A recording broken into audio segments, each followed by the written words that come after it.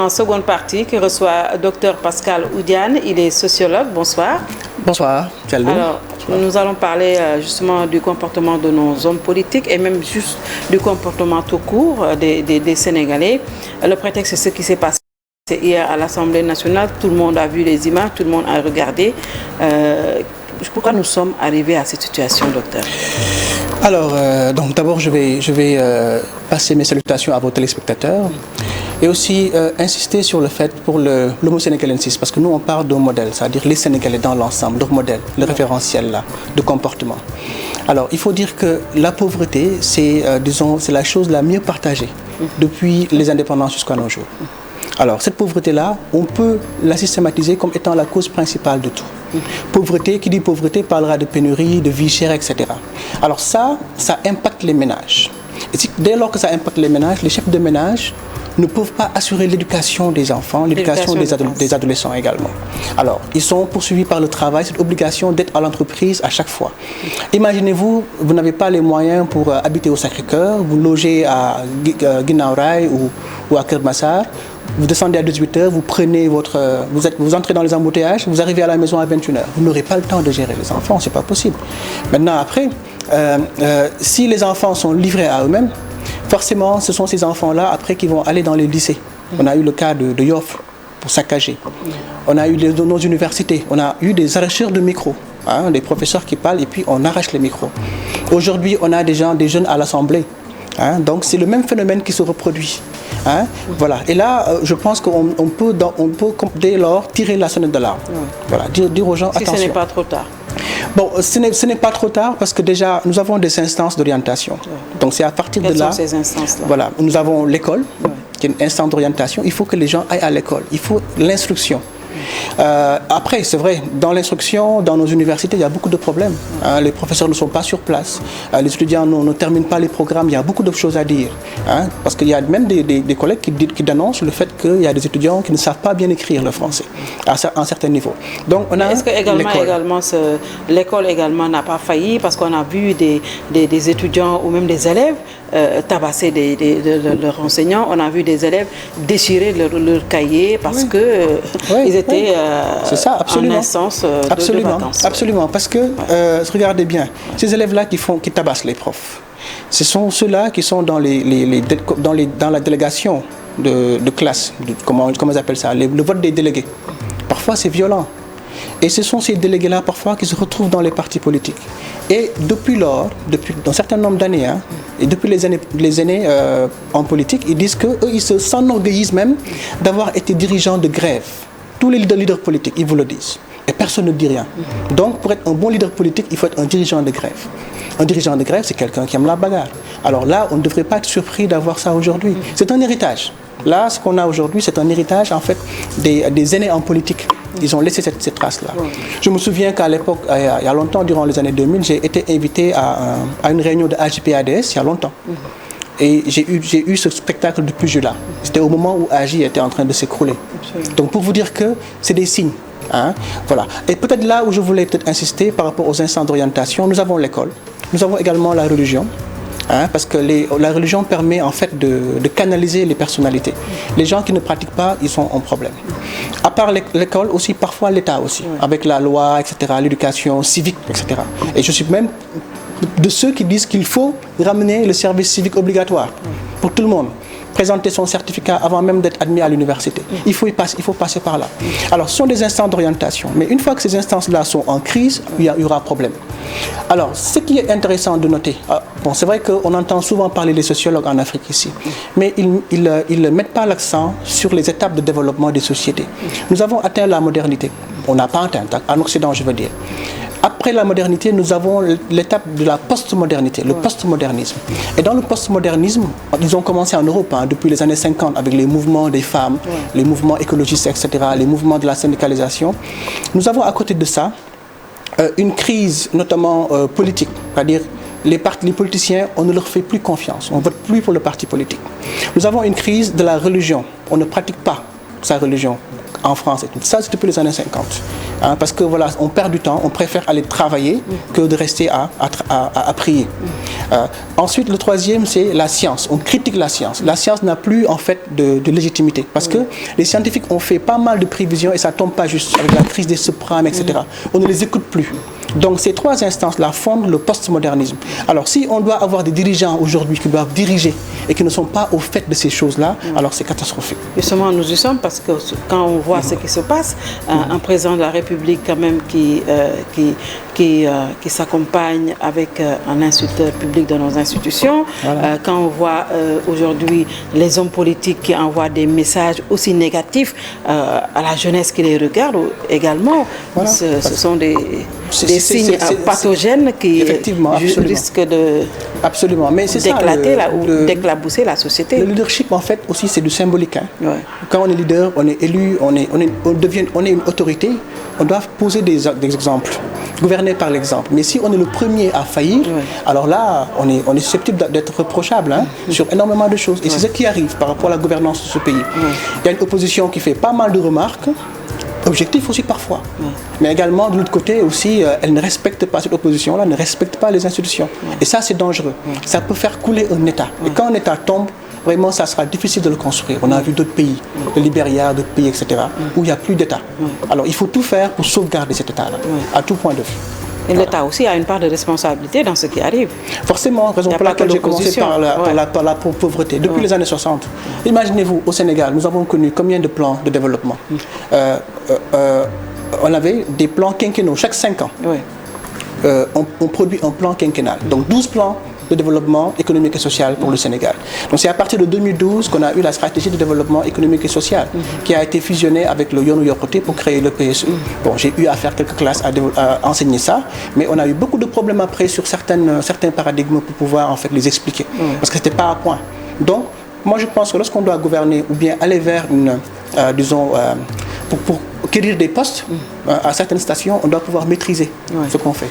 En sociologie, on parle de la dialectique, de l'acteur et du système. Quand on est en dehors du système, on ne maîtrise pas ce qui se passe à l'intérieur. Et une fois que vous êtes là-dedans, vous avez un autre discours. Voilà, alors, il y a la famille qui a failli, l'école, l'État, l'opposition. Aujourd'hui, la société également, elle a une part de responsabilité.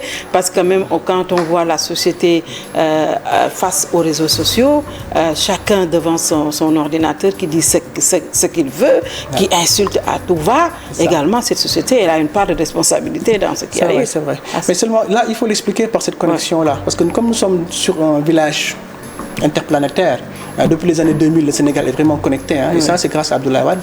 Je me souviens encore en fait, des premiers emails qu'on a eu, le caramel.com, avec Métis Sekana, Voilà, donc c'est à partir de là que vraiment il y a eu cette ouverture-là sur l'Internet.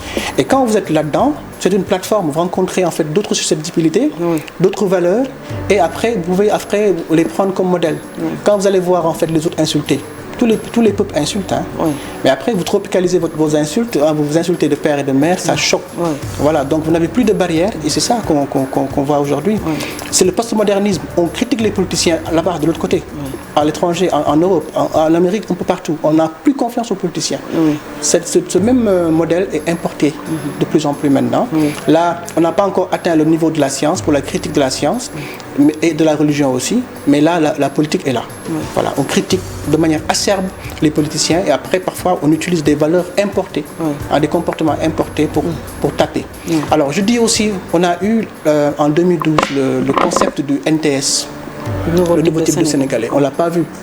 Alors, la société peut prendre des modèles. Par exemple, le modèle de Sadio Mané, c'est un bon modèle. Pourquoi les jeunes n'essaient pas de copier ce modèle-là?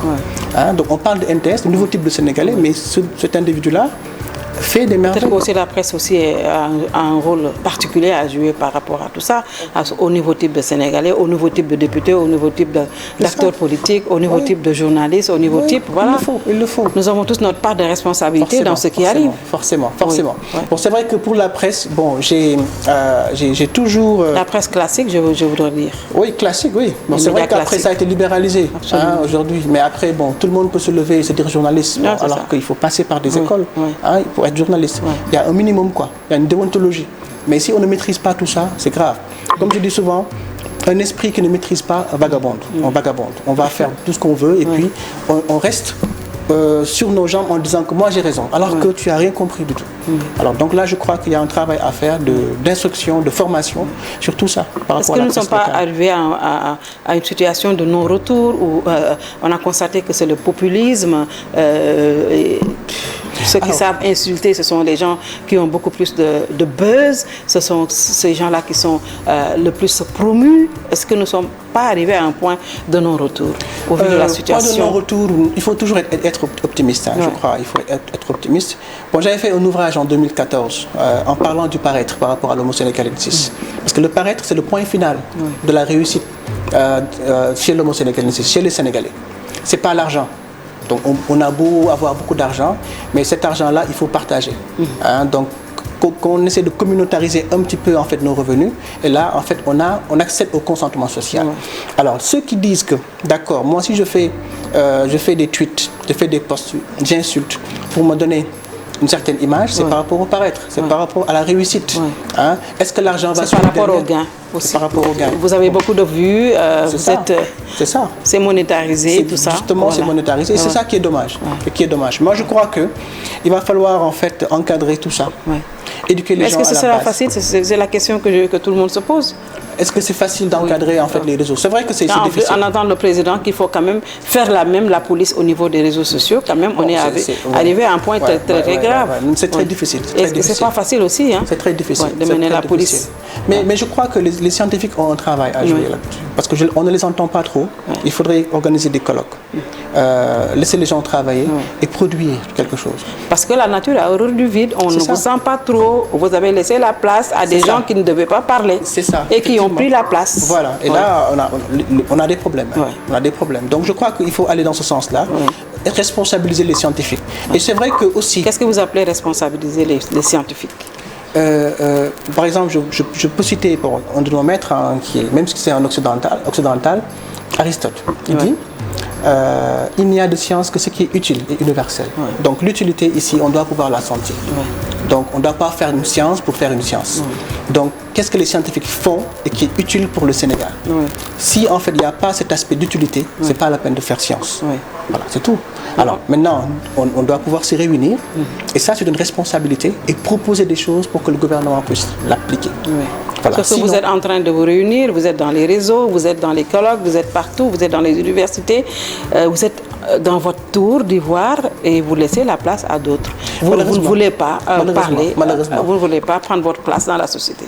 C'est pas vraiment ça. Vous avez parce peur d'être critiqué, vous avez peur d'être insulté. Il y a cela aussi. C'est vrai que des gens comme nous, là, se faire insulter, c'est pas plaisant. Après, tu vas embarquer toute ta famille dedans, mais de plus en plus, on s'engage. Moi, personnellement, je me suis engagé, d'autres aussi. Mais sur la base d'un discours en fait, scientifique, par rapport aux partis politiques, par rapport à l'État. Et sur cette base-là qu'on va ériger en fait. Et ce discours d'argument contre argument qui manque. Même au niveau de nos plateaux, vous voyez ce qui se passe. Ça se castagne, ça ne discute plus. Voilà. Et tôt ou tard, après, on peut aller dans du pugilat. Voilà. Et ça serait... Mais on a assisté à des scènes de pugilat en plein débat, émission, oui. Il y en a eu. Moi, je crois au niveau de nos plateaux télé. C'est alarmant. C'est alarmant pour le peuple sénégalais. On devrait pouvoir, en fait, comme disait Serigne Mor Mbaye, c'est vrai qu'on l'a tellement répété, le NEP national, c'est vrai, mais c'est toujours dans ce sens-là. Essayer de revoir comment gérer, en fait, ce pays-là. Vous savez, dans la gouvernance, pour moi, à mon avis, qui suis sociologue et qui je taquine un petit peu les autres sciences parce que j'ai une spécialisation organisation, on gouverne par trois choses, les ménages, l'entreprise et l'administration publique. Si dans le ménage on faillit, ça impacte les autres. Absolument. Si dans l'entreprise on faillit, ça impacte les autres. Si dans l'administration on faillit, ça impacte les autres. Donc il faut maîtriser ces trois-là. Donc permettre aux gens de réfléchir sur ces trois-là et faire des propositions.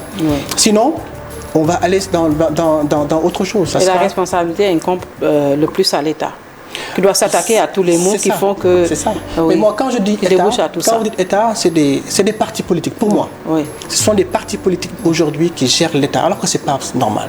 C'est ça le discours, en fait, que je voulais dire tout à l'heure. Le diagnostic que moi j'ai fait, avec peut-être d'autres, le goulot d'étranglement pour le développement de nos pays en Afrique, c'est le parti politique. Qu'on le veuille ou non, mais c'est ça. Parce que dans le parti politique, en fait, ça entraîne de la corruption. Ça limite. C'est là où on va piocher l'intérêt personnel.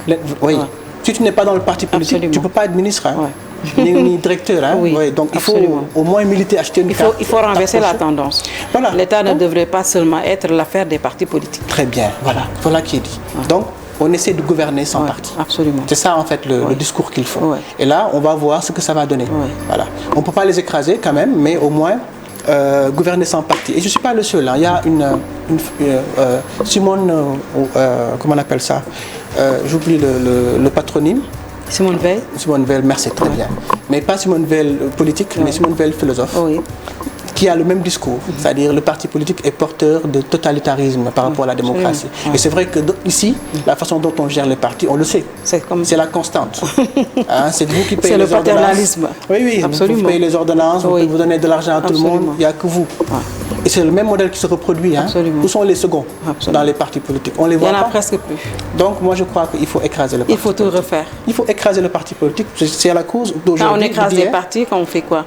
Donc on déresponsabilise les partis politiques et on met en avant les instances de développement, les associations de développement. Absolument. C'est eux qui sont sur le terrain et qui travaillent chaque jour, qui maîtrisent les réalités. Alors on doit pouvoir les responsabiliser. Ils s'organisent en association.